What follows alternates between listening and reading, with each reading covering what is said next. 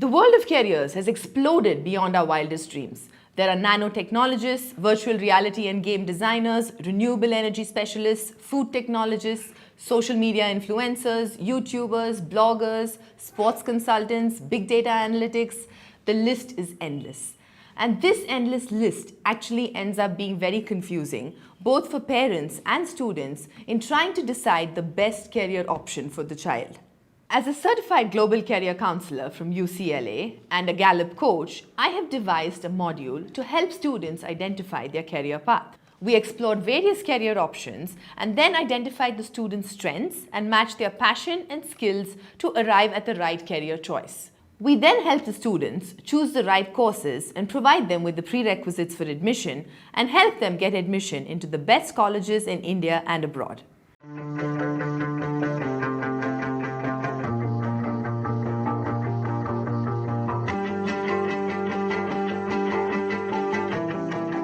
Welcome to KYC, or Know Your College, by ASPIYER Career Advisory. As a career guidance expert, it is our objective to provide students with ample information so that they can make the right career and higher education choices. Students are sometimes confused about which would be the ideal college or course to choose from. And hence, we are here today with our informational series, KYC, or Know Your College, to talk to different colleges so that we get a clearer idea on the courses that they are offering, the selection criteria, and the admission procedure. Joining us today is Mrs. Kanchi Khanna, the Director of Outreach at Krea University.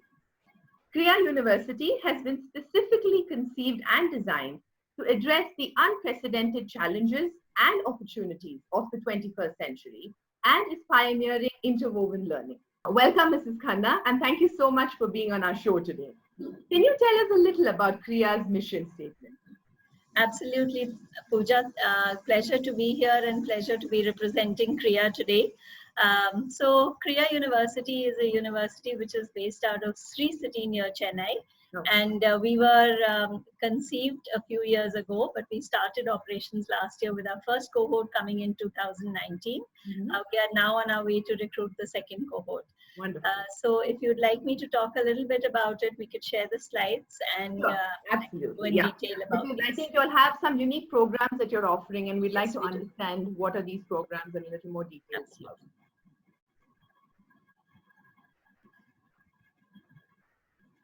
Yeah. So like I mentioned, Krea University is a larger organization which has actually 2 schools and research organizations under it. It has an MBA school which is called IFMR GSB, the Graduate School of Business. It offers MBA courses and PhD courses. Interestingly, this school has been around for the last 18 years, and the organization itself, the IFMR research organization, has just completed 50 years. So it's just the undergraduate program which started last year, and the organization itself is, like I said, half a decade old.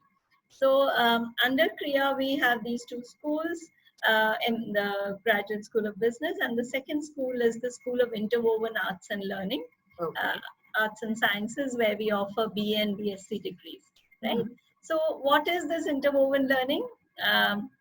We've been trying to decode it for the last 1.5 years for the audiences, for them to understand how amazing this program is and how wonderful the learning that happens at Krea. We have a set of guiding principles that sort of guide all the curriculum at Krea. So whether you're studying history at Krea or you're studying sciences at Krea, you will go through a course curriculum which embodies all these elements which you can see on your screen. So it will train you to be a great communicator. It will be research based. It will have interdisciplinary elements because it's going to draw in from other disciplines as well. Even if you're studying history, we will bring in data analytics. We will bring in the economics. We will bring in the sociology. And don't be surprised if you get taught by, co-taught by 2 teachers from 2 different disciplines in your class. Oh, fantastic. And that's where interwoven learning is coming in. Because absolutely. What discipline you're from, you're still drawing from the others also. Yeah.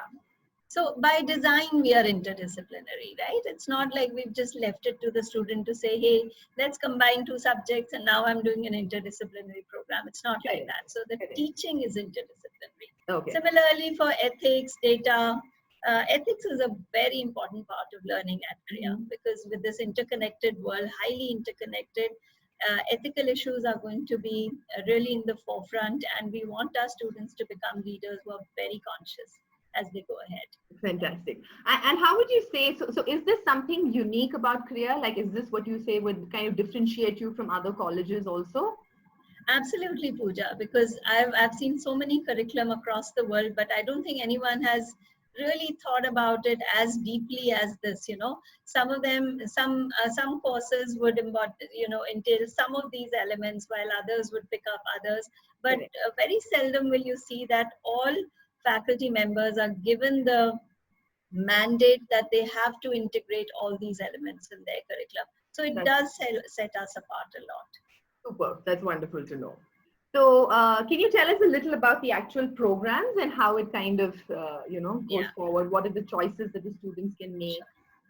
So we don't want our students to make the choice of their specialization as soon as they, or even before they come and join the university. We allow them a year and a half to actually, to sort of explore and understand themselves better before they really commit to a particular discipline and say, hey, this is going to be my specialization. Okay. So when they come in, they join a batch. They don't join a division or a department, right? So all of them come together, do a foundation course, which is 11 courses and very interesting courses. We are introducing them to scientific thinking, to mathematical reasoning, to the creative arts, to philosophy, to psychology and all that. And then in the second year, as soon as the second year starts, they can start choosing their majors and minors. So, but they can still change for a couple of trimesters. It's not like they chose those electives and they might just realize that this is not working for them.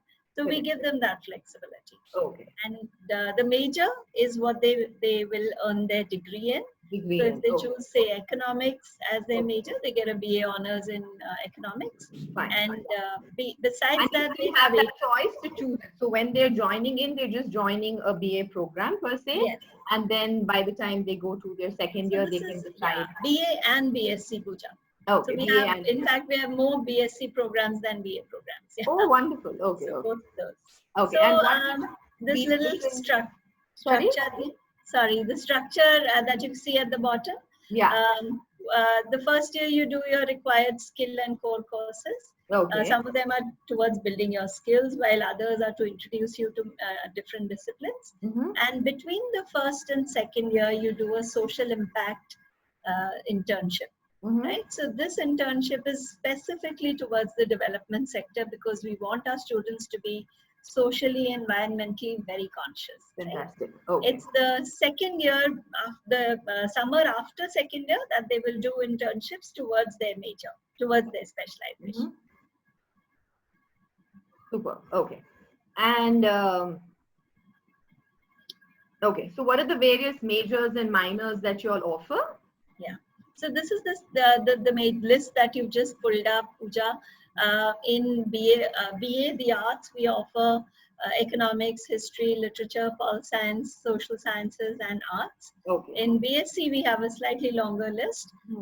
And if you can see that we're offering psychology as a BSc as well. Right? Oh, as a BSc, not as a BA as it would normally be categorized. Very few colleges and universities do that, but psychology in ours lies in the sciences division. Okay. We are also offering business studies and philosophy, but currently just as minors and not as majors. Okay. What's interesting is that you can pick up combinations from across both. You can have a sciences as your major and an arts or a social sciences for your minor. And you can have a major, you can have a minor, you can have just concentrations, which means fewer than a minor, but a little bit of a deep dive into a discipline. So because I think nowadays, you can't kind of segregate it by science, arts, commerce in that sense. The person may have varied interests. The person may be good at multiple things. So a program like this is then enabling them to kind of get that opportunity to mix and match and choose what they want to do. And Pooja, what do sciences do? They are designed to solve. What does technology do? Is to design to solve problems that are basically human. These are human problems, right? Correct. So how do you separate the sciences and the arts? They have to go hand in hand and together. Correct. And anyone who's even doing a sciences program and studies humanities along with it becomes a better scientist, right? So that's what we really believe in. Fantastic. And I see here they talked about an additional 4th year. So these are normally 3-year programs, right? It is a BSc degree, which is 3 years, mandated by UGC. We have to award a degree, which is a bachelor's degree and not a professional degree in 3 years. But the whole experience is 4 years. We are expecting our students to stay back for the 4th year, where we'll award them a postgraduate diploma. So it's not a continuation of your undergrad, it's a postgraduate diploma. And I think also sometimes when they're looking to apply abroad, they need 15 years of education, and then this would also help that process, right? The 16 years of formal education, this adds up to that as well. Wonderful. So yeah, let's look at now, if a student is interested in applying to Krea, then what would be the actual admission procedure? So Pooja, before I go into the actual, the process, I'd like to just talk a little bit about our philosophy behind it. Absolutely. So we're making a class. This is liberal learning. Every student will come in with different interests. So we are making a class. It's not a competitive program, a competitive process, If you look at the IITs or the NEETs or whatever, the engineering, everyone is being evaluated on the same parameters, right? Each one of them is being checked on PCB or PCM. But for us, each child is unique, and we want them all to come and contribute and be able to build a class.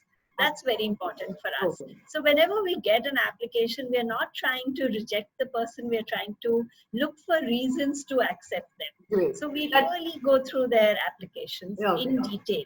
Right? That's a good philosophy. I think because a lot of times people are looking at rejection, correct? But they're trying to see how they can.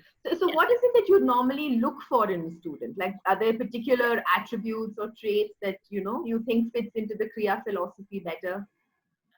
So a Krea student, I would say, would be open-minded, would be curious, would be very, very collaborative and a great team player. These are very important values to have. Then they have to have a lot of integrity.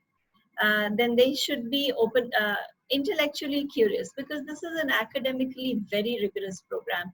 We can't bring in somebody just because they are, open-minded and then say, okay, so here's this kind of a curriculum. And we can't say, we have to check for academics as well. But the best part is we are not checking academics only from school grades. We check it with how they engage with us in the interview. Perfect. Yeah, because sometimes it's also an aptitude, right? It's not just your score on a particular test that you're getting, but do you actually have an aptitude for a particular subject? Are you able to do that? Okay, great. So do they have to take a particular entrance exam or entrance test when they're applying to Krea? Yeah, so I wouldn't call it a test, Pooja, but we have an application form. They apply with their personal story and their extracurriculars and academic scores. We shortlist students to come for a second round. Now, this second round is not a test, but there's a case study based engagement over there. So this is an open-ended case study. There are no right or wrong answers. We are only looking at how they think about the case. Absolutely. What kind of answers or problem solving do they come up with individually and in a group? Okay. Fantastic. This is what it is. Okay. So do you take like SAT scores, or is there any exam that's required, or just that they fill in the form, share their personal story, and then come in for the second round again? There is space for them to share standardized scores as well. Now, how that helps the student is, if you have taken an SAT and it's a great score, we'll plug it in instead of the grade 12 score. And if it's a great score and you're meeting all our things, we'll give you an offer much before your exams as well. Right? Okay. But if you've shared it, it's just an okay score. Even when we fit it, we're not really confident.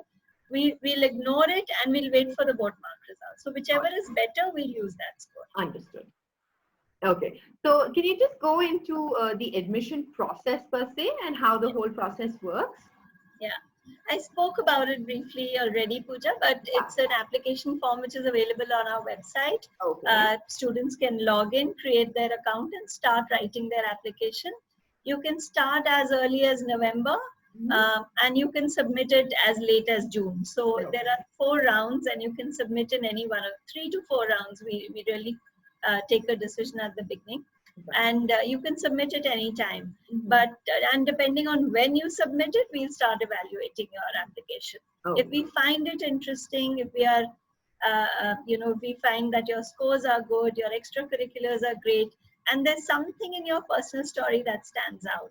The personal story is not graded, but it gives us an insight into who you are and whether we want you to come in. And then we call you for the second day, which is the immersion day. There is a very short 30-minute quantitative reasoning test, which is based on class 10th mathematics. So nothing to really worry about. And it's a part of a larger evaluation. So it's not the ultimate test that will get you in or get you out. So don't worry about it as much. And then it's the case study that I earlier talked about. So all that happens online. Faculty members create these cases. Faculty members and admissions people will discuss the case with you, hear you, you write about it in an essay, you get into groups and do group discussions and group presentations. So it's a lot of fun and a lot of learning for the students. So it normally kind of, they spend the day on campus and they're going through different motions? No. So earlier, before the pandemic and before the lockdown, Pooja, we used to go to cities and take them on a field trip. It was so interesting. We would take them to a planetarium or a historical site or a museum or a nature park, and there we would present them with a problem statement. Wow. Okay. Now, because of the thing, it's all online. So they just, So we used to go to almost 7 cities across India to do this. Fantastic. That sounds really interesting. And I think in different environments, I also get a better sense of how a student is responding, they really reacting. Enjoy it and they learn. They're put to think. I think that's most important. Wonderful, wonderful. So if we were to look at now, what would the fee structure be for the course if we're looking at doing a BSc or a BA honors? So Pooja, I have put up the number, the value that we charge, but our fee is a range and not really a fixed number. So you can pay anything between 0 to 6.75 lakhs an annum, right? Not everyone pays that high price. We have a financial assistance program in place where we look at the family's need.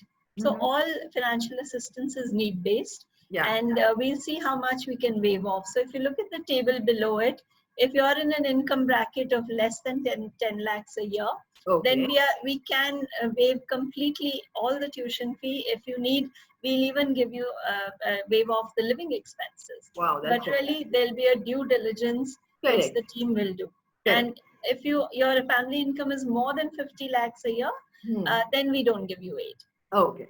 It's for the more deserving. It makes sense. Those who deserve it, because if it's a really deserving student and an applicant and they cannot afford it, then it makes a good option. So living is fantastic. Everyone has to live on campus. So everyone lives on campus, right? Yes. We've got twin sharing rooms with attached bathrooms and completely air-conditioned facilities. So it's really well done.